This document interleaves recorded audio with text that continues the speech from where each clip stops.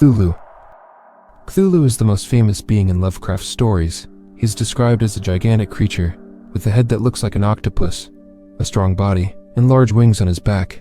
He lies in a city called R'lyeh, which is hidden under the ocean. Many people in Lovecraft's world believe that Cthulhu was sleeping there, and that one day, he will rise to bring chaos to the whole planet.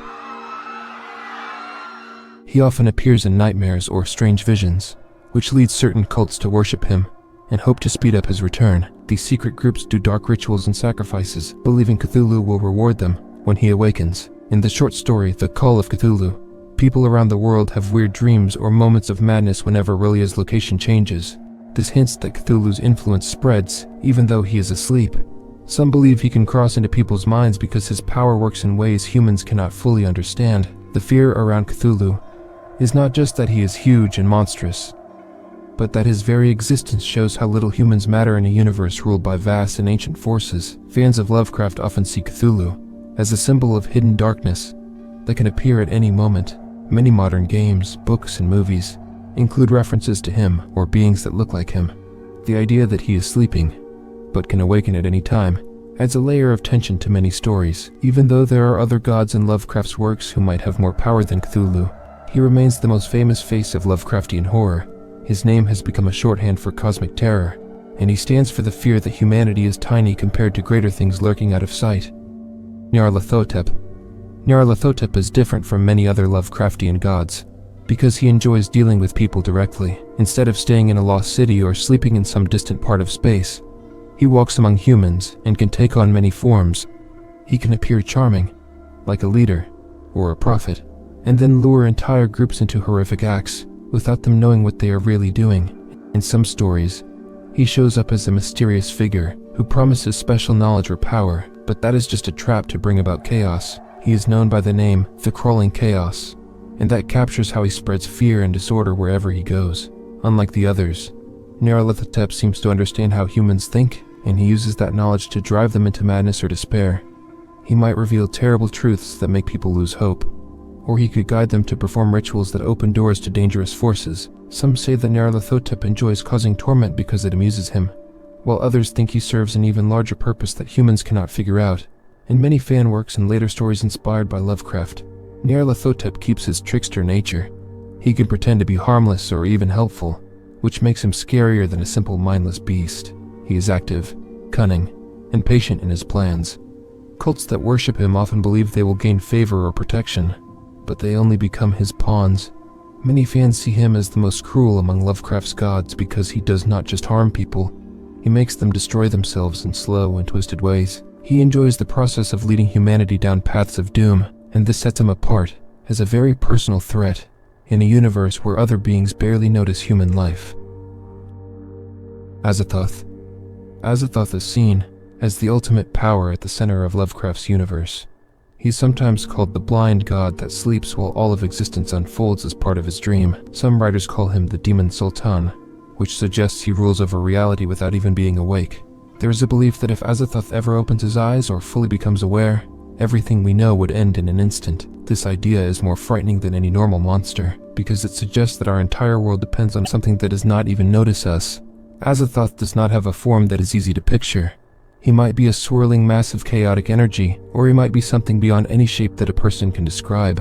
Most humans in Lovecraft's stories know nothing about him, but a few cults try to reach him through music, chants, and strange rituals. These groups think they can contact him or please him, but Azathoth does not seem to care about any kind of worship. He is not evil in a human sense. He simply exists as an unstoppable force that can wipe out everything without meaning to do so. In some expanded stories by other authors, there are mentions of smaller beings circling him and making constant music to keep him asleep. Even that detail adds to the sense of hopelessness around him, because it implies that if the music ever stops, the dream might end. Unlike beings like Cthulhu, who have a clear threat of waking up in a physical sense, Azathoth's threat is on a bigger scale, involving the entire universe. This explains why many readers see him as the scariest part of Lovecraft's writings, because he is an unthinking creator of worlds who could end all life by the smallest shift in his dream. Yog-Sothoth. Yog-Sothoth is a god that exists everywhere and every time at once. Some people in Lovecraft's world call him the Gate and the Key, because he can open paths between different points in space or different periods in time. This means anyone who tries to meet him or use his power is taking a huge risk. If you make contact with him, you might learn secrets about the past or future, but your mind could snap under the weight of that knowledge. There is a famous story called the Dunwich Horror that shows what happens when humans try to work with Yog-Sothoth in ways they do not fully understand. A strange family performs secret rites to bring forth half-human offspring linked to Yog-Sothoth, and it causes terror in the countryside.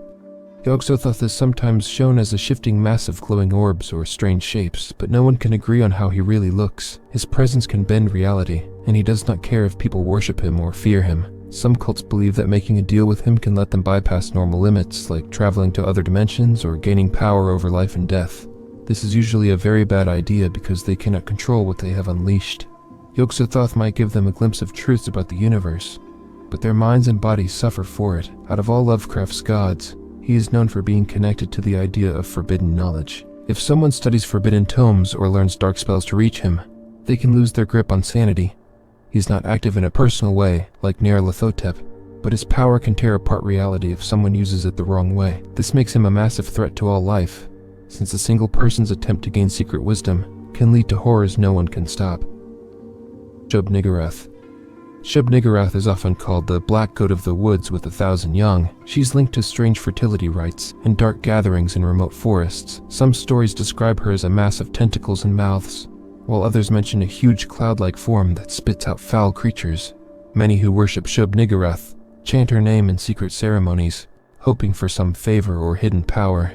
Unlike some other Lovecraftian gods, she seems tied to life growth in a twisted way, hinting at a cruel cycle of birth and devouring. Certain groups believe she is a key force in nature, a bizarre mother figure who keeps bringing forth new horrors. In some tales, there are mentions of her 1,000 offspring lurking around her, waiting to be unleashed upon unsuspecting victims. This idea of constant creation of unnatural beings can be more frightening than a single giant beast. Some cults claim they have even met her children, only to vanish without a trace. People who try to learn about her may find references in rare texts that hint at her presence in ancient forests at night, where the air is filled with low chanting and the stench of decaying matter. Her role in the cosmos is unclear, but it might be linked to endless births of twisted life forms. Though Shub-Niggurath is not as widely known as Cthulhu or Yog-Sothoth, fans see her as an unstoppable source of monstrous life that does not care about human needs or limits. Even among Lovecraft's other gods, Shub-Niggurath stands out because she represents a dark flood of living terrors that never seems to end. Dagon. Dagon is strongly tied to the sea, and the idea that something huge and alien could be waiting below the waves. He appears in Lovecraft's story called Dagon, and he is also closely linked to the tale of the Shadow over Innsmouth. In those stories, certain fishing towns form secret ties with fish-like beings known as Deep Ones, who follow Dagon as a sort of god. People who visit these towns might notice strange behavior, odd smells, and locals with weird facial features that seem almost fish-like. Over time, the locals become more and more like sea creatures, which suggests that worshipping Dagon grants them some strange bond to the ocean. Dagon seems to be a powerful force that reaches out through these Deep Ones, slowly taking over coastal regions by drawing in people with promises of fish, gold, or hidden wealth. His presence is not as loud as Cthulhu's or as cosmic as Yog-Sothoth's, but it is still very haunting. If he wanted to, he could crush anyone who stands in his way, yet it seems he prefers a more subtle method of spreading his influence by turning humans into Deep Ones. Dagon's temples are said to be hidden in underwater ruins filled with strange carvings. These carvings show a grim future, where humanity might be replaced by his children. This slow but steady change is the real horror, the thought that entire towns could vanish under the sea, leaving behind nothing but rumors and twisted tales. Dagon stands for the fear of the unknown ocean, and the worry that ancient forces might be right beneath us, waiting to strike when we least expect it. The Dunwich Horror. The Dunwich Horror is the name given to a horrifying event in the story of the same name, which takes place in a small rural area called Dunwich. The main figure behind this horror is Wilbur Whately, a strange child born to a family that meddled with unholy powers. Wilbur grows at an unnatural pace and studies forbidden books that link his bloodline to Yog-Sothoth. His body shows signs of something inhuman, and the locals fear the strange experiments that go on in the Whately farm. Soon it becomes clear that Wilbur is not the only unnatural being in that house. There is another presence there, an even larger and more dangerous creature that stays locked away, hungry, and growing more violent by the day.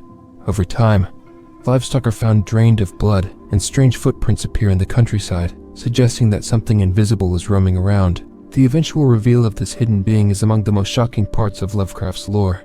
It hints that the Whately family reached out to Yog-Sothoth for power, and ended up bringing forth a monstrous child that defies any normal explanation. The horror comes not only from the physical size or strength of the creature, but also from the fact that it bears a warped relationship to humanity, sharing some of Wilbur's features in a twisted way. When the local scholars finally confront this monstrosity, it unleashes a chaos that leaves everyone shaken. The Dunwich Horror shows how a single family's attempt to gain forbidden power can spread terror throughout an entire region. Hastur. Hastur is often called the Unspeakable One, or the King in Yellow, though there is some debate about his exact nature in the Lovecraft-inspired world. In older stories, Hastur was just a name mentioned here and there, but over time, fans linked him to a play called The King in Yellow, which supposedly drives readers mad. Some believe that the true form of Hastur lives near a place called Carcosa, a mysterious city on the shores of a ghostly lake. Others say he takes the form of a being dressed in tattered yellow robes, hiding a face that would break a person's mind if seen. While Lovecraft himself did not write much about Hastur, later writers and fans gave him a bigger role, turning him into a powerful presence who might rival Cthulhu in terms of potential danger. The fear around Hastur comes from the idea that a simple text or symbol can call his influence into a person's life. One might read the play, see the yellow sign, and suddenly be lost to nightmares or madness. Some versions of the legend say that Hastur prefers to work through art, music, or stories, drawing in curious minds until they become trapped in illusions that blur reality. He is different from gods who smash and destroy in a direct way, because he can ruin a person's sense of self without needing any huge show of force.